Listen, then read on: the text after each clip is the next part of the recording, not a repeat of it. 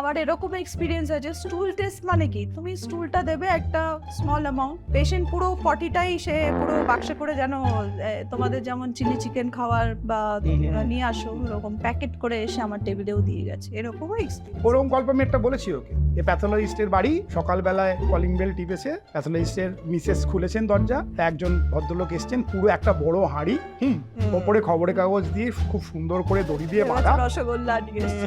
আর নামটাও দেওয়া আছে ওপরে। তো হয় যেরকম পাড়াগ্রামে যেরকম হয় যে অনেক ডাক্তারকেই মিষ্টি টিষ্টি দিয়ে যায় পেশেন্ট, তো উনি বলছেন ডাক্তারবাবু কোথায়, বলে উনি তো স্নান করতে গেছেন, এই বাইরে বেরিয়ে জল খাবার খেয়েই যাচ্ছেন, আপনি যান আসতে। অনেক বছর আগের গল্প।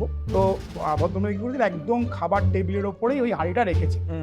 দিয়ে তারপরে যখন যথারীতি মানে ডাক্তারবাবু বেরিয়েছেন, বেরিয়ে লুচি ফুচি খেয়েছেন, তারপরে দেখছেন যে হাঁড়িতে নিশ্চয়ই মিষ্টি থাকে। আছে তারপরে খোলার পরে যেটা হচ্ছে সেটা আর নাই বলা।